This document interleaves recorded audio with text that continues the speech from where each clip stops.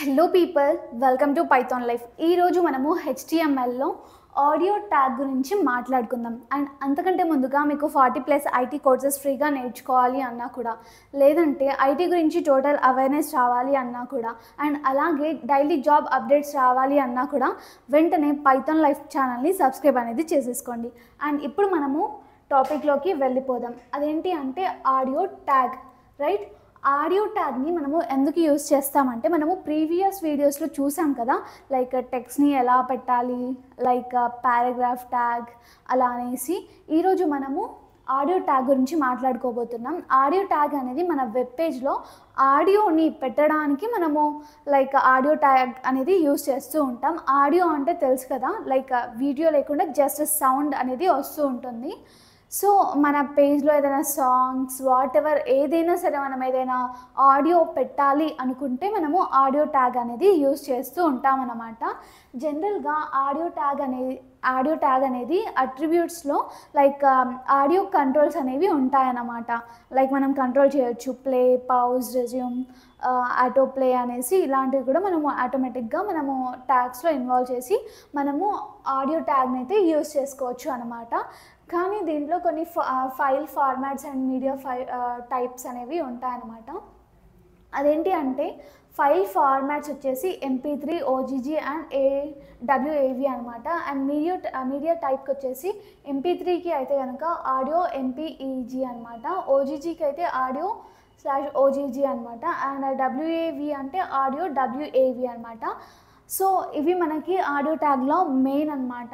File format, media types అనేవి తెలిసి ఉండాలి. ఎందుకంటే మనము లైక్ ఏదైనా ఆడియో మన HTML స్ట్రక్చర్లో పెట్టాలి అనుకుంటే ఈ ఆడియో ట్యాగ్లో ఇవి చాలా ఇంపార్టెంట్ అనమాట. అండ్ ఇవి మనము లైక్ ఎలా యూజ్ చేస్తామో మనం ప్రాక్టికల్గా కూడా చూద్దాం. So don't worry. And mainly ఈ ఆడియో ట్యాగ్లో కనుక అయితే మెయిన్లీ ఈ 2 ట్యాగ్స్ అనేవి ఇంపార్టెంట్ అనమాట. అంటే ఆడియో ట్యాగ్ అండ్ ఆడియో ట్యాగ్లో మనకి క్లోజింగ్ ట్యాగ్ కూడా ఉంటుంది, అంటే ఇది పెయిడ్ ట్యాగ్ అనమాట. అండ్ సోర్స్ ట్యాగ్కి అయితే మనకి ఓన్లీ ఓపెనింగ్ ట్యాగ్ అనేది ఉంటుంది.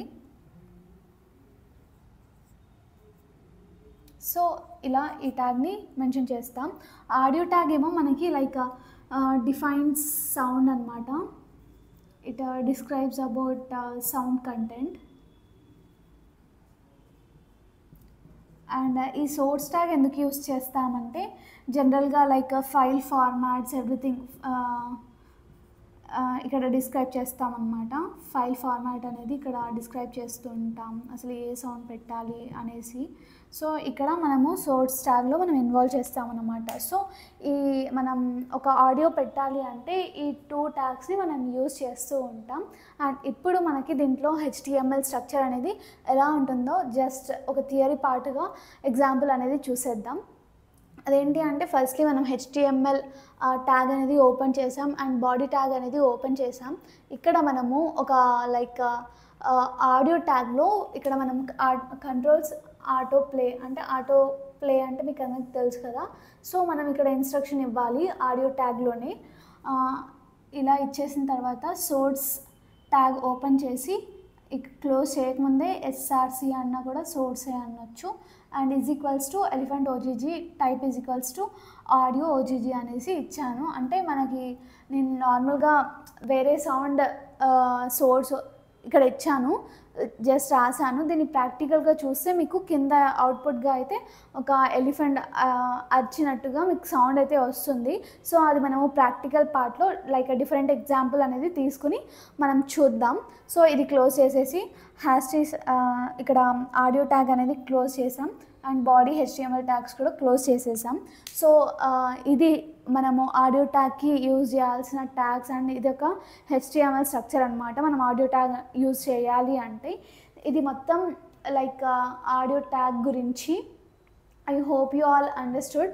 దీన్ని మనము ప్రాక్టికల్ పార్ట్లో కూడా చూద్దాం నెక్స్ట్లో. సో మీకు అక్కడ ఒక క్లారిటీ అనేది వస్తుంది, అవుట్పుట్ ఎలా రన్ చేస్తే అవుట్పుట్ ఎలా వస్తుంది అనేసి ఇంట్రెస్టింగ్గా ఉంటుంది, చూసేయండి. థ్యాంక్ యూ అండి. అండ్ వెంటనే పైథాన్ లైఫ్ ఛానల్ని సబ్స్క్రైబ్, లైక్ అండ్ షేర్ కూడా చేసేయండి.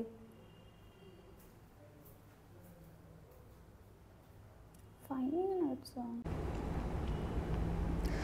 హలో అండి, ఇప్పుడైతే మనము ఆడియో ట్యాగ్ గురించి విన్నాం కదా. ఆడియో ట్యాగ్లు అయితే మనకు వచ్చేసి ఆడియోని ఒక ట్యాగ్లా ఉంటుందన్నమాట. అంటే ఆడియోని మనం ఇక్కడ చూపిస్తున్నట్టు విధంగా ఆడియోని యాంగులర్ బ్రాకెట్స్లో రిప్రజెంట్ అనేది చేస్తామనేసి మనం విన్నాం కదా.